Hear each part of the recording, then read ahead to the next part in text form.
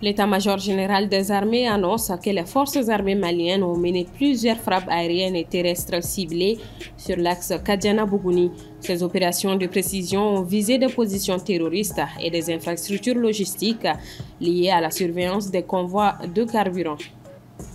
Le Salon monétique national du Mali a ouvert ses portes ce vendredi. Il réunit les acteurs du secteur bancaire et financier autour du thème « La sécurisation des paiements électroniques, enjeux et défis dans l'UEMOA ». Puis ne ratez rien de l'actualité sportive avec Mohamed Kenouvi en fin de journal. Mesdames et messieurs, bonsoir. Nous ouvrons ce journal avec l'actualité sécuritaire. Dans un récent communiqué, l'état-major général des armées informe que plusieurs frappes aériennes et terrestres de précision ont été menées par les forces armées maliennes visant des infrastructures logistiques et des groupes armés terroristes principalement autour des missions de surveillance de convois des carburants. Aminata Keïta. L'armée a effectué des frappes avec des vecteurs aériens sur des positions terroristes dans les localités de Djoniena, Kouwen et Bessina, tous situés dans le secteur de Kolondjeba. C'est ce qui ressort du communiqué de ce 6 novembre de l'état-major général des armées. Ces frappes ont eu lieu au cours d'une mission de surveillance aérienne en appui au convoi de carburant sur l'axe Kadjana-Bougouni. En effet, le Mali fait face à une crise de carburant sans précédent amplifiée par les attaques des groupes armés terroristes sur les convois de ravitaillement de carburant du pays. Bien avant les frappes de ce jeudi, le 2 novembre déjà, l'armée avait effectué des frappes similaires sur d'importantes bases terroristes servant de planification d'attaque contre les convois de citernes de carburant selon les termes du communiqué dans le même cercle de Kolondjeba dans la région de Bougouni. Ces opérations de l'armée se tiennent pendant que plusieurs sources font état de 14 civils tués ces derniers jours par des djihadistes à Léré accusés de n'avoir pas respecté les conditions qu'ils avaient fixées. En effet, sur des vidéos amateurs relayées sur les réseaux sociaux, les djihadistes du JNIM avaient annoncé un blocus sur Léré et sommé les populations de quitter les lieux.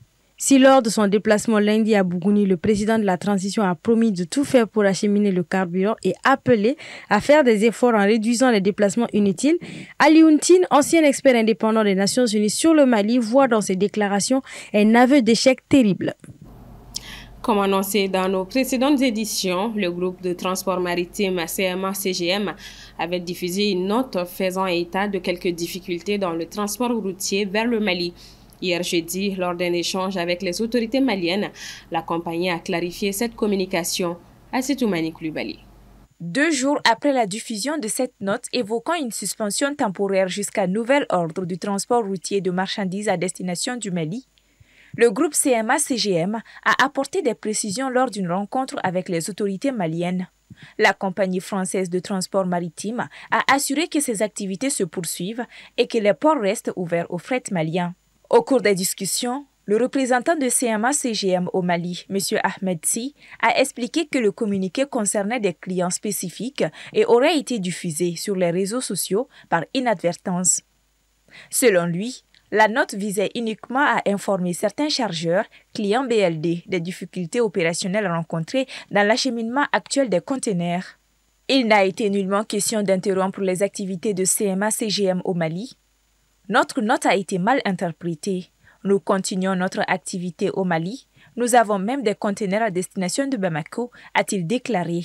Pour rappel, le 4 novembre 2025, CMA-CGM avait évoqué des difficultés logistiques sur les corridors d'Abidjan, Dakar, Tema et Conakry en lien avec l'insécurité et la pénurie de carburant qui affectent les convois routiers. La compagnie affirme désormais que les opérations d'acheminement se poursuivent avec des ajustements en fonction des conditions sur les axes. L'actualité, c'est aussi la question de la sécurité des paiements électroniques. Ce vendredi 7 novembre 2025, le mémorial Modibo Keïta a abrité la cérémonie d'ouverture du Salon monétique national du Mali. Un rendez-vous qui réunit les acteurs du secteur bancaire et financier autour du thème « La sécurisation des paiements électroniques, enjeux et défis pour l'UEMOA ». Djeneba Samaki. Dans un contexte où les transactions électroniques connaissent un essor considérable, les acteurs du secteur bancaire et financier se penchent sur les défis liés à la sécurité, la confiance et l'inclusion financière. La lutte contre la cybercriminalité, la fraude et le blanchiment imposent des efforts constants. Investir dans des infrastructures technologiques dans nos institutions, renforcer la réglementation et l'interopérabilité entre acteurs, et surtout développer une culture de sécurité numérique auprès des utilisateurs. Ces défis ne peuvent être relevés que par une action collective et concertée entre banques, fintech, opérateurs de téléphonie, État et autorités de régulation. Aujourd'hui, grâce aux réformes engagées par la BCEAO et au soutien du GIM UEMOA, l'espace UEMOA est sur le point de réussir l'un des défis majeurs de la finance numérique, l'interopérabilité des systèmes de paiement. L'interopérabilité, ce n'est pas seulement une question technique, c'est un enjeu économique, social et stratégique. Elle permettra aux citoyens d'utiliser leur carte ou leur téléphone mobile sur n'importe quel terminal ou guichet automatique. Le Salon monétique national du Mali démarré ce jeudi se poursuit jusqu'au 8 novembre avec des panels, des expositions et des rencontres B2B. L'objectif est de renforcer la confiance du public et d'accélérer la digitalisation du système financier dans l'espace UEMOA. Notre ambition commune est claire, faire du Mali un acteur solide de l'écosystème monétique régional, performant, sécurisé et adapté aux besoins de nos populations et de nos entreprises. Mesdames et messieurs, honorables invités, le présent salon constitue une opportunité de partage des meilleures pratiques et de renforcement de la collaboration publique-privée. Occasion pour le directeur général du GIM UEMOA de rappeler le rôle central de son institution dans l'interconnexion régionale. Le Salon monétique national du Mali s'inscrit pleinement dans la dynamique portée par le GIM UEMOA. Transformer la monétique de retrait en monétique de transaction et faire de la sécurité le fondement de la souveraineté transactionnelle de notre région. Ensemble, bâtissons une monétique de confiance inclusive, sûre et souveraine. À travers les Samonam, les Mali réaffirment sa volonté d'accompagner la transition vers une économie numérique plus sûre, plus inclusive et pleinement intégrée à l'espace UEMOA. De son côté, le ministère de l'Entrepreneuriat national, de l'Emploi et de la Formation professionnelle a tenu une conférence de presse ce jeudi 6 novembre pour présenter le Salon international de l'entrepreneuriat de l'AES, prévu du 18 au 21 novembre prochain. Objectif, exposer les attentes de l'événement et expliquer les modalités d'inscription pour les participants. Moussa Traoré. La salle a réuni un grand nombre de journalistes venus s'informer sur le tout premier Salon international de l'entrepreneuriat AES, une rencontre qui a permis au ministère de détailler les ambitions de ce rendez-vous consacré à l'innovation, à la formation et à la création d'opportunités dans l'espace AES. Le ministre a rappelé que ce salon se veut une plateforme d'ouverture pour les jeunes et les femmes, afin de renforcer leurs compétences, valoriser leurs initiatives et soutenir un tissu entrepreneurial encore fragile mais plein de potentiel.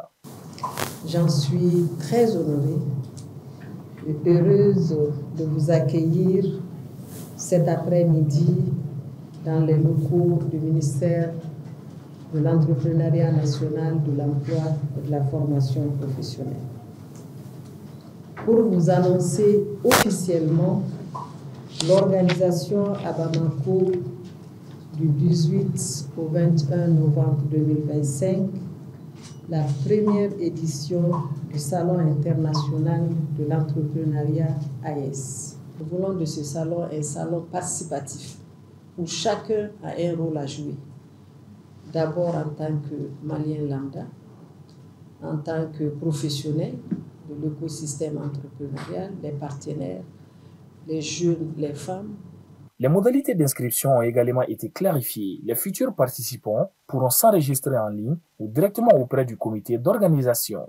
Une procédure simplifiée pour encourager un maximum de porteurs de projets et d'entreprises à prendre part à l'événement. Donc, et sur ce site, vous aurez toutes les informations. Vous pouvez vous inscrire sur ce site. Vous avez aussi des numéros de téléphone qui sont disponibles aussi sur le site.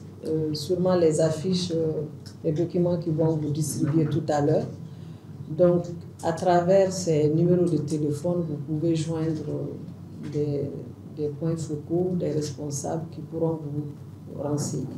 Le ministère appelle ainsi l'ensemble des acteurs économiques à s'impliquer dans ce salon, présenté comme une étape importante dans la dynamique de transformation économique engagée au sein de l'AES.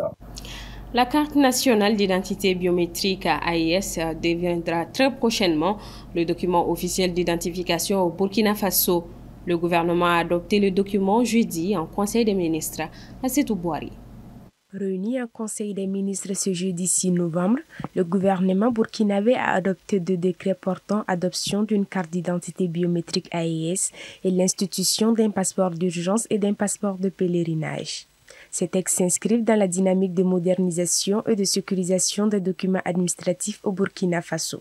Selon le ministre burkinabé de la Sécurité, cette carte vise à fournir un document d'identité moderne, sécurisé et interopérable avec les systèmes régionaux et internationaux.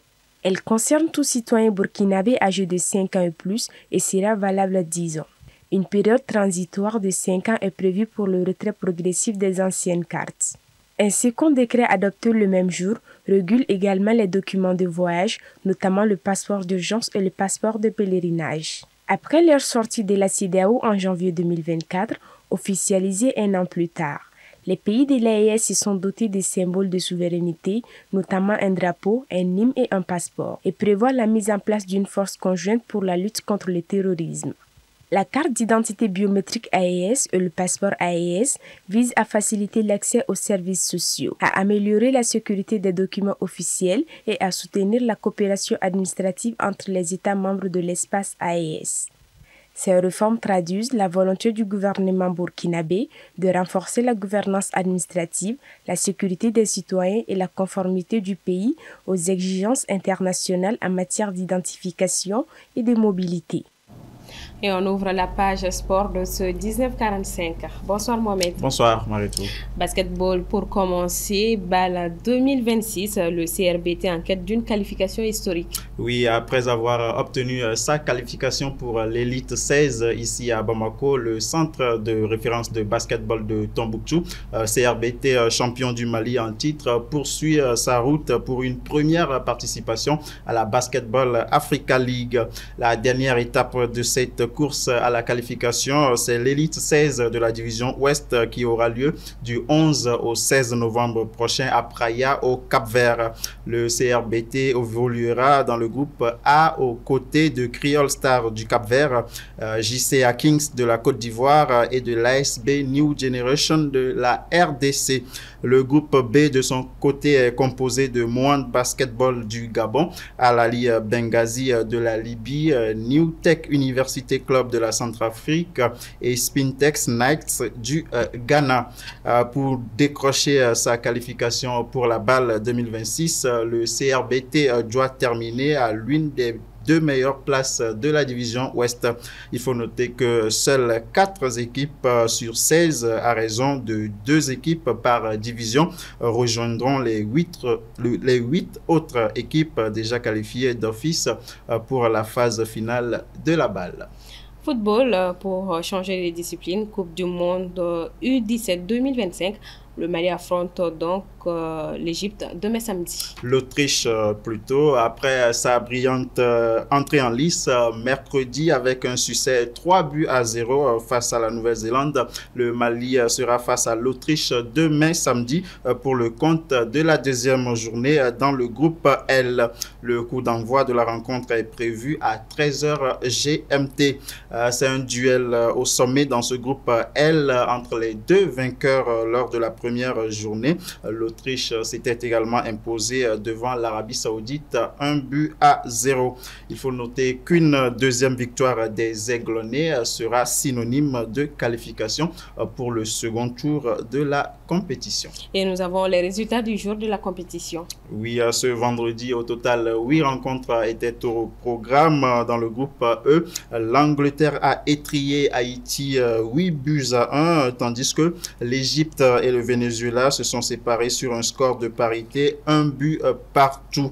Dans le groupe G, l'Allemagne et la Corée du Nord se sont également neutralisés, 1 but partout. Le Mexique s'est imposé 1-0 devant la Côte d'Ivoire, tandis que la Suisse et la Corée du Sud se sont séparés sur un score nul et vierge, 0 but partout dans le groupe F. Enfin, dans le groupe H, victoire du Brésil devant l'Indonésie, 4-0. La Zambie a également pris le dessus sur le Honduras, 5-2. Et on termine avec The Best FIBA 2025. La liste des joueurs nommés est dévoilée. Oui, quelques semaines après le Ballon d'Or, France Football place au prix des Best FIFA qui récompense le meilleur joueur de l'année. La FIFA a donc dévoilé hier jeudi la liste des 11 joueurs en course pour cette distinction. On y retrouve 4 joueurs du Paris Saint-Germain, notamment le Français Ousmane Dembélé, vainqueur du Ballon d'Or 2025, le Marocain Achraf Hakimi et les Portugais Nuno Mendes et Vitinha. 3 joueurs du FC Barcelone sont également en course. Les Espagnols Lamine Yamal, qui a terminé 2e au Ballon d'Or, et Pedri, ainsi que le Brésilien Rafinha. L'attaquant français du Real Madrid, Kylian Mbappé, l'anglais du Bayern Munich, Harry Kane, son compatriote de Chelsea, Cole Palmer, et enfin l'Égyptien de Liverpool, Mohamed Salah, complète la liste.